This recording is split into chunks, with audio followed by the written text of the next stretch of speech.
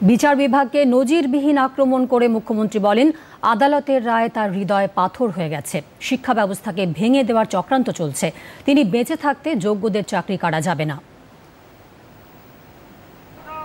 শিক্ষা ব্যবস্থাকে ভেঙে ফেলার জন্য একটা চক্রান্ত চলছে, একটা পরিকল্পনা চলছে।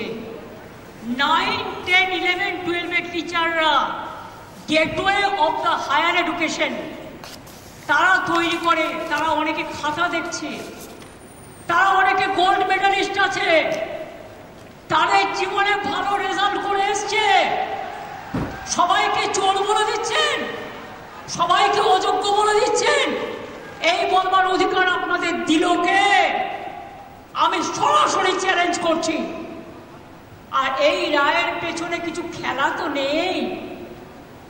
সেই খেলাটা কে খেলেছেন?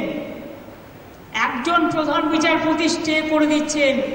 আমরা তো মনে করি আইনের সম্মান একজন যেটা করে, উচ্চ আদালতের সর্বোচ্চ আদালত ন্যায় দেবেন, এটাই আমরা আশা করি। বিচারের বাণী যেন নীরবে নিভৃতে না কাঁদে, এটাই আমরা আশা করি।